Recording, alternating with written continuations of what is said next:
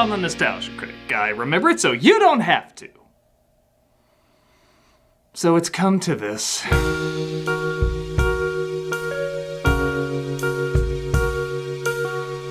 Tom and Jerry and Willy Wonka and the Chocolate Factory. That's a lot of ands for this title, and one of them should clearly not be there at goddamn all.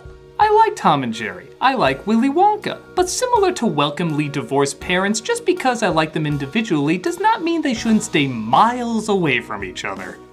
I talked about Willy Wonka and Tom and Jerry at great lengths on this show, so it figures we should look over their latest cash grab of inconvenience. And for those not aware, this is not the first time something like this has happened with Tom and Jerry. They've taken a strange direction the past couple of years, in that there is no direction. They're now tied in with classic stories turned into classic films despite there being absolutely no connection. They're almost line for line, they just somehow sneak Tom and Jerry into there. Nobody cared too much as these properties were so big and so overused that none of it really seemed that surprising. But something about this one drove the internet bonkers. Maybe because cinematically Willy Wonka has only 2 versions. And even though it's for kids, it still holds a slightly cynical edge that seems to be strangely contemporary. Even though it came out years and years ago, being lovingly satirized and referenced even today. So is this the film to suck out that unique edge from a timeless classic? Well, yeah. This is Tom and Jerry and Willy Wonka and the Chocolate Factory. Oh, it's just like watching a Tom and Jerry cartoon. This should make all the Willy Wonka fans happy. Oh, it's just like watching Willy Wonka. This should make all the Tom and Jerry fans happy. You see the problem, you first 2 seconds? Yep, this is mostly a shot-for-shot retelling of the original film. Christ, I thought I gave the Beauty and the Beast reboot a hard time. Though at least everybody can't sing in this one. Funny enough, the opening is funny enough. Yeah, Tom and Jerry do some slapstick, chasing each other around, looking for food, and it's not badly done. Even Tom's scream seems humorously appropriate. But Jerry escapes into a candy store and, with no tie-in or even introduction, the Candyman song begins. Who can take a sunrise, sprinkle it with dew? Why, this is as well woven as a web that's trying to ensnare and kill you. Oh, come on, it's a shot-for-shot remake and you couldn't even animate that kid getting thwacked with the counter. Wait, spoke too soon. This is already weird. Who puts a mouse trap in candy? The Candyman's a psycho! Something else you'll notice is that, for what it is, the animation clearly has effort put into it. It's colorful, smooth, gets chunks of the slapstick right. It's not half bad. But then you realize it's not half good either. As for all its talent, it still looks rushed out, and most likely there was no time to redo a drawing if one looks slightly off. Because of this, I'm gonna do my faces eating your soul while you look at them count. Ooh, that's a good one to start off with. Charlie totally ignores the fact that free candy is being handed out and instead stops Tom from eating Jerry. I had to do that. I couldn't let you eat that poor mouse. Things can't be that bad, can they? Hey, don't you encourage that. We all know where this mindset leads. The greatest gift in life's a friend. Turn it up! He's a dairy. Charlie feels bad for the both of them being hungry, so he gives them the bread that he was gonna give his family. Well, wait, then how does the later scene go? Grandpa George, Grandma Georgina, Grandma Josephine, Grandpa Joe. Cabbage. Yeah, can you lean forward with a little less intensity? I'm tired of cabbage water. Tonight, we're gonna have a real banquet. I had 2 of them, but I gave one to some new friends. So, George and Georgina will still eat the shitty cabbage water, but the rest of us will eat like royalty. Tom and Jerry want to repay Charlie, so they try to sneak into the candy store and steal a crate of Wonka bars. Thankfully, the delivery man is a dog, because coherent realities are dumb. Charlie, of course, tells them it's not right to steal and they should return it. They put the crate back while breaking and entering and beating the crap out of the staff, breaking several more laws to account for one misdemeanor. My conscience is clear. Meanwhile, like in the film, a big announcement hits the school. What's going on out there? Willy Wonka's... Kid, were you just waiting at that door for someone to open it? You look like you've been practicing that pose for hours.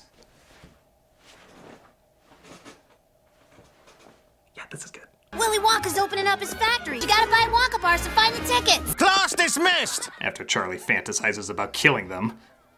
Killing them all. Tom and Jerry recommend they steal again that crate they stole before. No, it's not right, guys. Funny fact, this is the artist's interpretation of what Hanna-Barbera would think of this film. You know the drill. 4 kids find the golden tickets. Augustus Gloop, Veruca Salt, Mike TV, and Violet Beauregard. When I heard about this Wonka thing, I switched to chocolate. But then I went straight... Oh, that's another creepy face. And at last, the 5th one is found by, to be fair, a pretty humorous cameo. I've never been happier. Olay. Not only did they work in a Droopy cameo, but they also worked in a Mexican stereotype to go with the other stereotypes. Tom and Jerry recycle bottles to get some money to buy a bar, again wondering how payment to animals works in this ecosystem. But the coin falls down the drain, only to be picked up by Charlie. By God, all of that was needed. One Wonka bar, it is. And of course, it's from the crate that Tom and Jerry had hidden away. The 5th golden ticket is a forgery. Alberto Menuleta has just been taken into custody by the police. Okay, as funny as that was, I am a little disturbed to see Droopy in cuffs. Could he get the chair for this? If animals can make a living, I have no idea what the laws are like in this world. Charlie naturally opens up the bar, finding the last golden ticket. After another creep face. It's Scrum Satan Leumptious. As you probably guessed, Slugworth stops him and tells Charlie all about how he wants him to get an everlasting gobstopper from Wonka. But this time there's 3 big differences. One is, he's German. You must get a hold of an everlasting gobstopper and bring it to me so I can find the secret formula. We have one of those stereotypes already, thank you. 2, he moves like the skeleton of a pink elephant from Dumbo.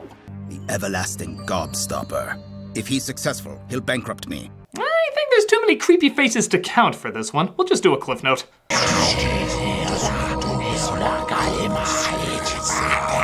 Third, and it's not easy to say this, strangest of all, he sings Veruca Salt's song, I Want It Now. I want it all.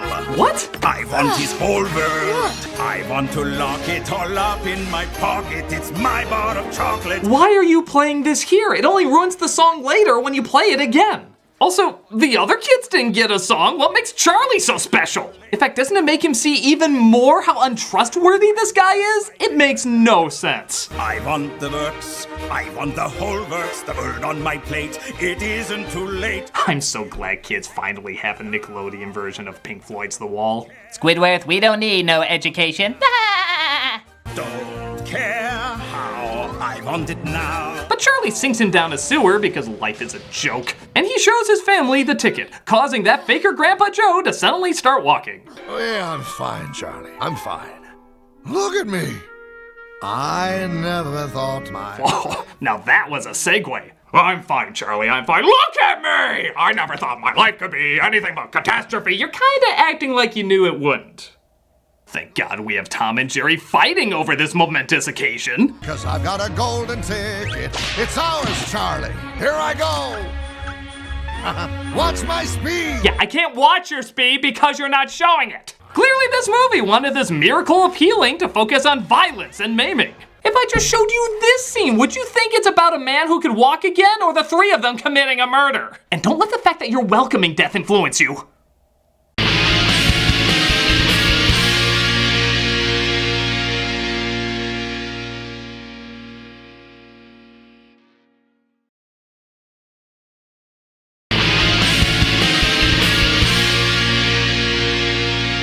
Next day, they go to the factory where all the Ren and Stimpy characters with their cheeks about to be ripped off await. But pointless insert number 12 arrives as Grandpa Joe forgets his ticket. So Tom and Jerry use all their power of filler to get it back to him. But a bird sees the ticket and takes it to her nest on top of a stoplight to use as a pillow. As birds do. Check out this stretch. Christ, are Violet's eyes trying to leave their sockets? We don't even need an Oompa Loompa song for her. Nobody's gonna want to do what her creepy ass is doing. What I like about this scene of Wonka coming out pretending to be disabled is that, unlike the other film where people just look a little confused and maybe disappointed, the people in this one are downright pissed. A cane? Piss on his corpse! You know who else had a cane? The devil! He, of course, tricks them, revealing your 8th nightmare tonight. And Tom and Jerry sneak the ticket back into Joe's pocket. Where could I put it? Oh my God, is that what I think it is? Oh, thank you, Jesus. Violet Beauregard. Darling child. Okay, that wasn't just one drawing. You kept her eyes like that while she was talking. You're not even trying to hide your faces of death anymore.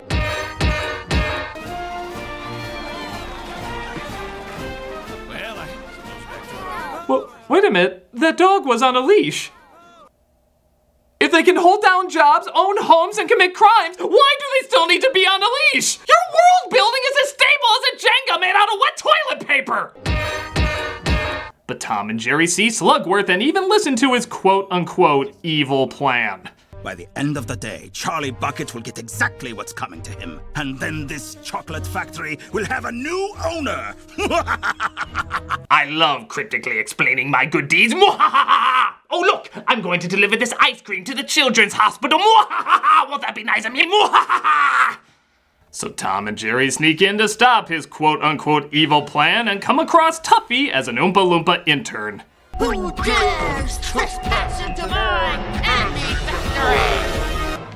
Don't you know it's dangerous down here? Oh, and forgive that hellish bass I had a second ago. We're never gonna explain it. They end up in the chocolate room, again distracting from the enchanting moment with more slapstick. Anything you want to do it. Want to change the world. Yeah, that's just as creepy in animation as it was in live action. Of course, Augustus falls in and gets stuck in the pipe, and the Oompa Loompas sing about it. What do you get when you guzzle down sweets? They couldn't even have Tom and Jerry flying off the letters. See, even my shitty ideas are more inspiringly lazy than your shitty ideas! They get to the boat, and Tom and Jerry seem to miss it, but luckily, Tuffy has a boat just for him to catch up. Good thing I always keep a spare boat by the river. There's so many whys in so little time, I'm just gonna list them here. Feel free to go back and look at them if you wish. They get in the boat, and sure enough, they go through the tunnel. Okay, movie, I'm not gonna lie. This is the one scene I'm looking forward to. I just have to know, how does insanity depict insanity? What does a reflection of a reflection look like? You can't have the balls to have them chop off a chicken's head or say the fires of hell. I actually have no idea what's in that goddamn thing. And I'm surprisingly excited to see your interpretation of it. Okay.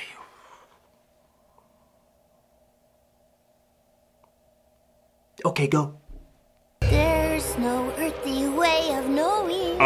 They're having Tuffy the mouse do this scene? There's no knowing where we're rolling. Are they actually saying the whole poem? Is a hurricane a-blowing? Not a speck of light is showing, so the danger must be growing. Was that a toy dog in the background? Are the fires of hell a-glowing? Oh my God! He said it! He said the word hell is officially in a Tom and Jerry cartoon! Is the Grizzly Reaper mowing?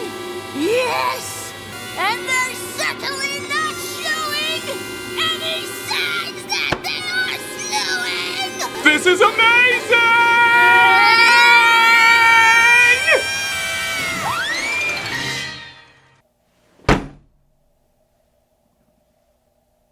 Did that really just happen? No joke. This might actually be more insane than the original. The first one had people's fears. It wanted to scare and frighten them. This has a toy dog, an Oompa Loompa who's also a mouse, a kid mouse with a cute little lisp, in a Tom and Jerry cartoon where they say the word hell. Don't get me wrong, I know Gene Wilder is terrifying in the original, but look at this! Any signs that they are slowing! Look at this! I'm not saying this is better than the original, not by a long shot, but I am saying it's crazier. And it's kind of the best thing in the movie. No, we don't need that. It goes without saying. Sadly, the boring kind of madness takes over again as we just see Tom and Jerry in the background of other famous Wonka scenes, getting the gobstoppers, licking the wallpaper, and turning Violet into a blueberry. Oh, come on, you couldn't even really make her look blue. It still looks like a weak light is on her face. How do you do that in animation? The only difference is Slugworth and the dog chase Tom and Jerry around while all of that is going on. It doesn't even make sense. Why is he obsessed over getting them? It happens during the fizzy lifting drink scene, the goose scene, and yes, even during the repeat of the song we already heard. Give it to me now. Oh, I want today! I want tomorrow. Ooh, now it's a duet. This adds a totally different angle I never considered before. Wait, it's just stupid. Why is he even singing it? He doesn't need to convey he's evil to a cat, mouse, and Oompa Loompa. In fact, why doesn't the Oompa Loompa know? What, he's got the freaky tunnel shtick down. How come he doesn't know that Slugworth isn't a bad guy? Oh wait, maybe it's because he's doing everything a bad guy would do and for no literal good reasons. He even steals the gobstopper. Great, what are you gonna do with it? Mr. Wonka, I stole the everlasting What was my job again? Tom and Jerry get stuck with Veruca getting sent to the furnace. We're in the furnace! Holy shit, they're going Toy Story 3 on our asses! Out of my way, cat!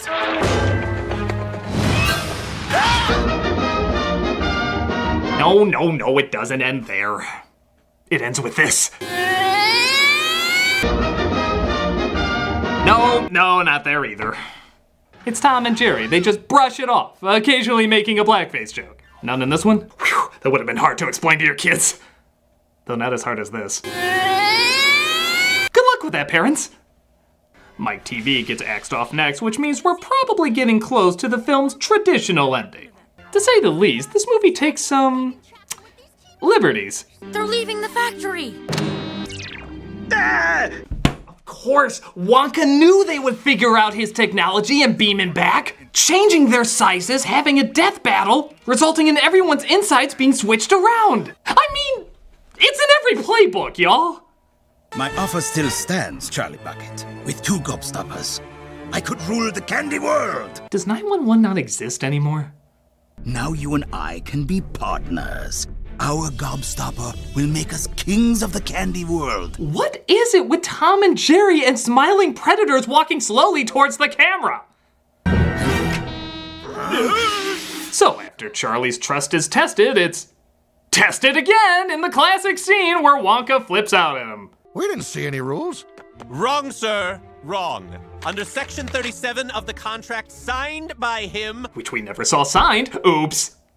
you stole fizzy lifting drinks, so you get nothing. You lose. Good day, sir. Wow, that was surprisingly tame by this film's standards. I would have expected at least 3 soul-sucking faces out of that scene. Of course, Charlie leaves the gobstopper, even though, honestly shouldn't. He's more than earned his trust. Wonka's just being an asshole now. But he reveals again, it was all a test. Let me introduce Mr. Wilkinson. My master plan was to help Wonka find an heir. I was concerned that you and Tom and Jerry would interfere with that plan. Granted, like 99.9% of it made no sense, but look, Tom and Jerry are farting bubbles. Why question anything? Wonka naturally gives Charlie the factory and says the final line with easily the creepiest face in the entire movie. You know what happened to the boy who suddenly got everything he ever wanted? He lived happily ever after.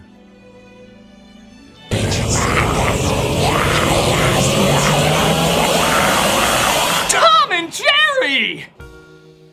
So yeah, it's about as bad as you would think. I'll give it a little credit for animation that's at least trying, even if it doesn't always work. Once in a while, the slapstick can get a laugh, and Jesus Christ, that tunnel scene. But aside from that, it's a combination that doesn't belong together, resulting in the focus always being on the wrong thing. Willy Wonka fans won't enjoy Tom and Jerry distracting from the emotional moments, and Tom and Jerry fans won't enjoy Willy Wonka getting in the way of their chaotic mayhem.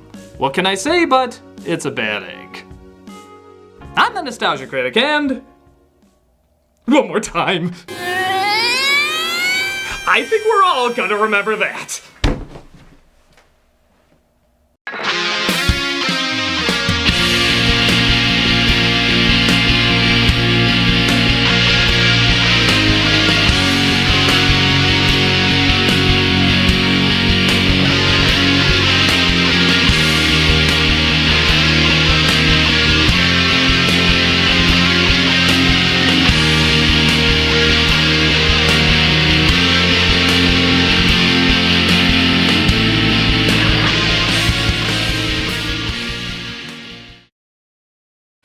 fires of hell are glowing?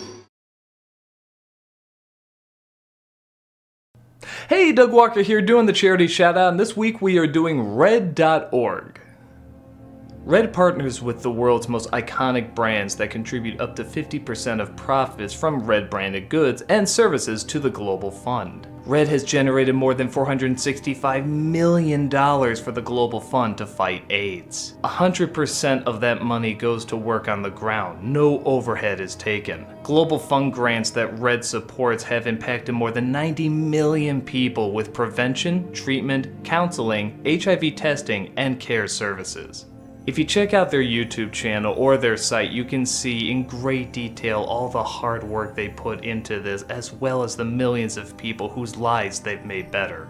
Click on the link and you can show your support and your thanks for all the kindness they've shared.